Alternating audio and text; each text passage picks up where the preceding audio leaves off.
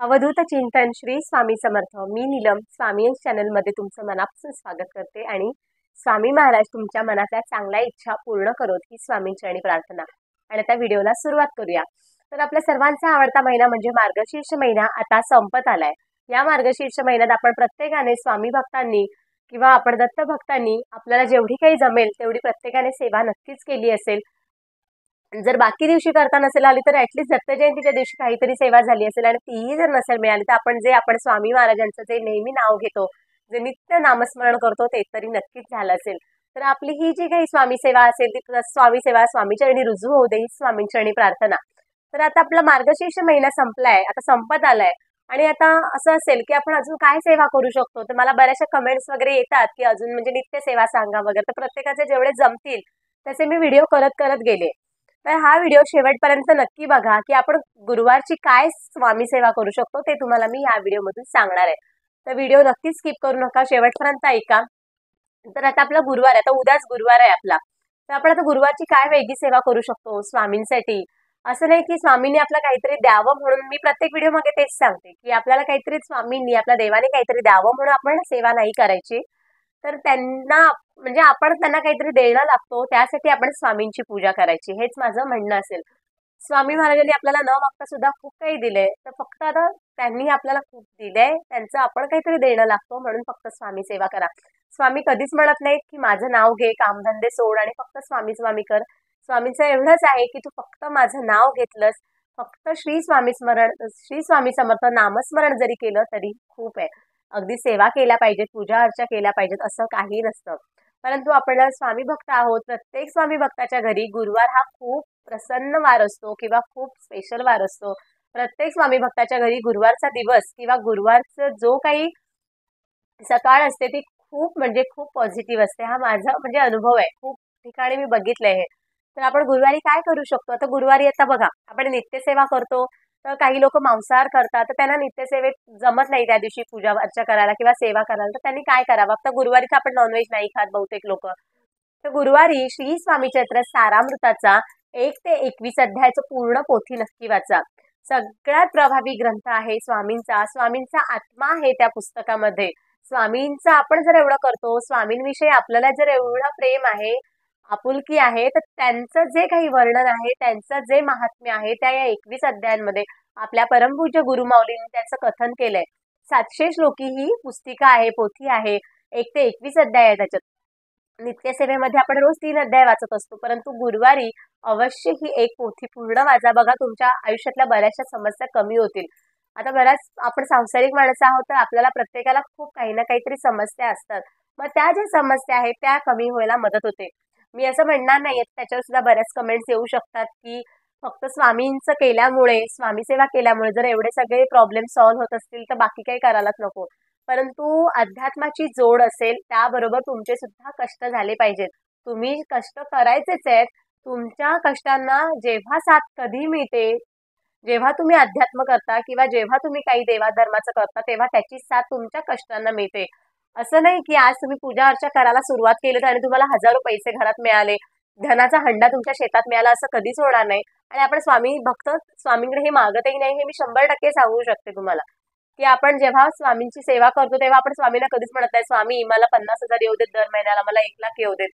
आपण फक्त प्रत्येक जण तेच इच्छा मागत असतो की स्वामी जसे माझ्या पाठीशी कायम उभे आता तसेच कायम पुढे उभे राहा. तुमचं घरादारावर माझ्या संसारावर लक्ष असू दे, बाकी प्रयत्न करायला मी समर्थ आहे, फक्त माझ्या पाठीशी उभे राहा. आणि प्रत्येकाची तीच इच्छा नसते. आपले बघ आपले जे कर्म आहे, आपलं जे प्रारब्ध आहे, भोग आहे ते आपल्याला भोगायचे. पण आपल्या मागे जर आपले गुरु असतील तेव्हा आपलं त्याच्यातल्या जी काही झळ असते, प्रयत्न म्हणजे जी काही आपल्या त्रासाची झळ असते, कष्टांची जी झळ असते ती कमी व्हायला मदत असते. प्रत्येकाला त्रास आहेत, प्रत्येकाला भोग आहे, ते भोगूनच आपल्याला पुढे जायचं असतं. पण आपल्या आयुष्यात जर आध्यात्मिक गुरु असेल तर त्या त्रासांचं म्हणजे ते त्रास कमी व्हायला मदत होते, त्या त्रासांची झळ कमी भासते. तर त्यासाठी गुरुवारी जर तुम्हाला बाकी दिवशी वेळ मिळत नसेल तर श्री स्वामी चरित्र सारामृताचं एक पूर्ण पोथी वाचा.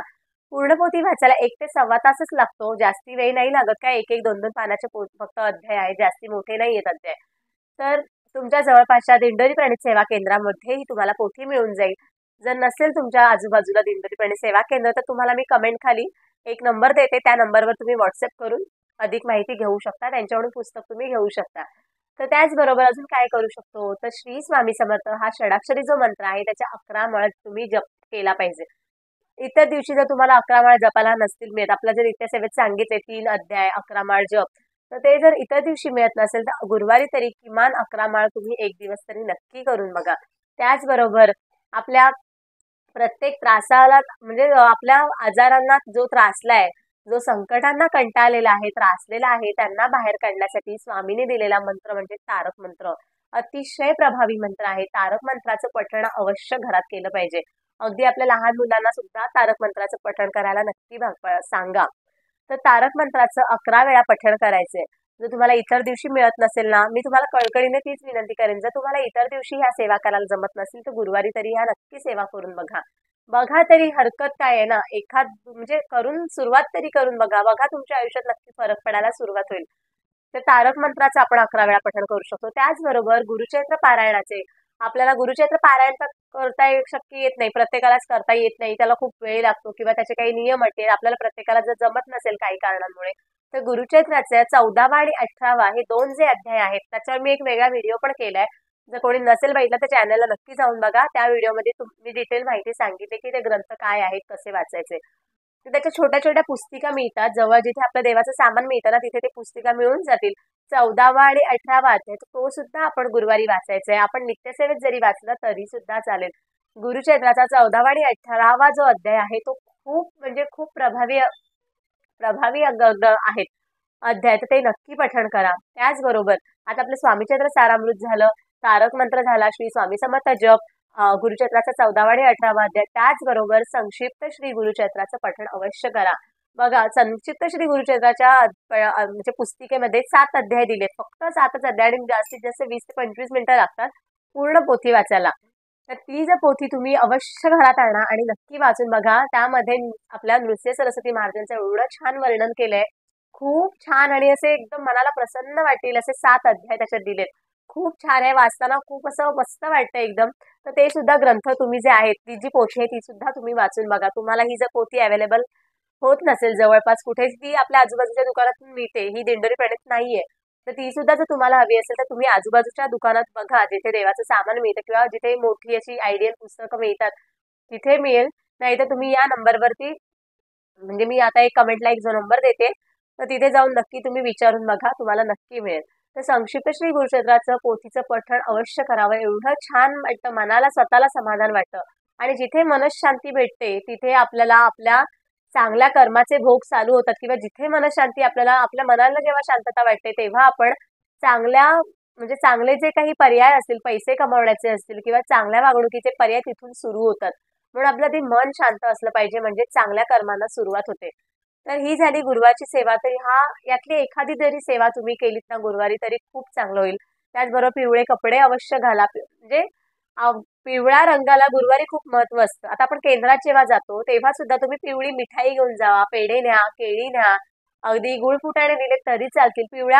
पिवळं वस्त्र घाला, पिवळं पदार्थ किंवा पिवळी जी काही वस्तू तुम्हाला केंद्रात नेता येईल ती नक्की तुम्ही दान करा. त्याचबरोबर आजूबाजूची जर काही गरीब मुलं असतील, अनाथ माणसं कोण असतील तर त्यांना सुद्धा तुम्ही पिवळ्या कलरची वस्तू दान करू शकता किंवा पिवळा पदार्थ खाऊ घालू शकता. मग काय वडापाव असेल, केळी असतील, असे जे काही पिवळ्या रंगाची आहे ना वस्तू ती अवश्य दान करावी गुरुवारी असं म्हटलं जातं. त्यामुळे काय होतं, आपल्या गुरुचं जे पाठबळ असतं ना ते आपलं प्रबळ होतं. जेव्हा आपला गुरु आपल्या पाठीशी उभा राहतो, त्याचं जेव्हा पाठबळ आपल्याला मिळतं तेव्हा आपल्या आयुष्यातल्या बऱ्याचशा गोष्टी, आपल्या बऱ्याचशा ज्या समस्या असतात त्या निराकरण व्हायला मदत होते.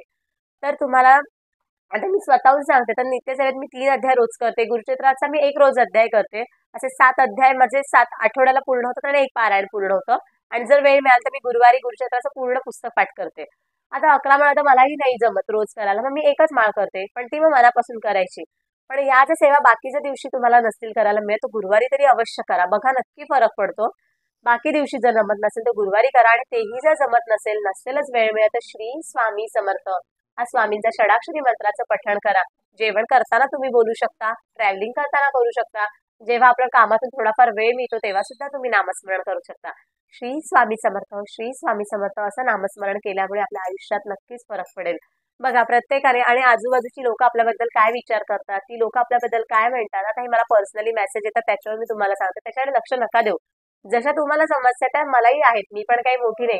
जशी आजूबाजूची लोक, नात्यातली लोक, आपले नातेवाईक, मित्रमैत्रिणी, शेजारी राहणारे लोक जे आपल्याला म्हणतात की अरे ही स्वामींचं करत असते तर हिचं का आयुष्य असे, तर त्या लोकांकडे आपण लक्ष नाही द्यायचं. स्वामी आपल्याला काय देतात हे आपल्याला माहिती आहे आणि आपण देवाचं का करतो हे सुद्धा आपल्याला माहिती. आजूबाजूच्या लोकांना काही वाटे नका की यांचा हेतू काय आहे, पण आपला हेतू काय आहे हे आपल्याला नक्की माहिती असतं. तर त्या हेतूने स्वामी सेवा नक्की करा. आजूबाजूला कोणाकडे लक्ष देऊ नका. आता मी काय कमवलंय, आता प्रत्येक तुमच्या एवढ्या कमेंट्स असतात प्रत्येक व्हिडिओ मागे, तर मला ना प्रत्येकाला वेगवेगळ्या कमेंट्सद्वारे उत्तर देण्याचा खरंच वेळ नाही मिळत, त्याबद्दल मी तुमची माफी मागते. पण तुमच्या कमेंट्स मी रोज वाचत असते. व्हिडिओ मागच्या असतील किंवा पर्सनली मेसेज करून दे तुम्ही जे काही मला प्रश्न करता किंवा कमेंट्स करता, तर खरंच खूप बरं वाटतं. एवढ्या चांगल्या आणि छान छान कमेंट्स असतात ना, म्हणजे हीच माझ्या कामाची पोचपावती आहे. जर मी आज एखादा व्हिडिओ सांगतेय, 10 लोक तो ऐकतायत, तर त्यातली 5 लोक तो व्हिडिओतील सेवा करतात आणि त्यातली 2-3 लोक मला त्या व्हिडिओ म्हणजे त्या सेवेत त्यांची जी सेवा केली त्याचे व्हिडिओ किंवा फोटोज मला पाठवतात. तेव्हा एवढं बरं वाटतं ना, म्हणजे खरंच म्हणजे म्हणजे जे मी काही करते ना त्याची खरंच पोचपावती आणि त्याच्यात मला सगळं काही मिळतं. बघा मला सांगताना पण ना अंगावर काटा येतोय अक्षरशः, की आज जर मला काही माहिती आहे थोडकी मोडकी मला सुद्धा माहिती, म्हणजे मी पण काही मोठी नाहीये, मी पण लहानच आहे. इकडचं तिकडचं ऐकून किंवा जेवढं मला काही कळतंय त्याच्यातून मी थोडंफार सांगण्याचा प्रयत्न करते आणि तुम्ही ते आचरणात आणता ही माझ्यासाठी खरंच खूप मोठी म्हणजे खूप मोठी पावती आहे आणि त्याच्यासाठी मी खरंच तुमची खूप खूप म्हणजे खूप आभारी आहे. असंच प्रेम तुमचं माझ्यावर कायम असू दे. जेवढं माहिती आहे तेवढं मी तुम्हाला नक्की सांगण्याचा प्रयत्न करेन. पण ते तुम्ही करता, तुम्ही माझ्या व्हिडिओजला एवढा मान देता, मी जी काही सेवा सांगते ते तर तुम्ही करताय, तर माझ्यासाठी भाग्यवान मीच आहे खरंच. आणि हे मी खूप कमवलंय या 4 महिन्यात. तुमचं जे प्रेम आहे ते मी खूप अनुभवलंय, ते मी खूप कमवलंय आणि त्याच्याबद्दल मी तुमची खरंच आभारी आहे.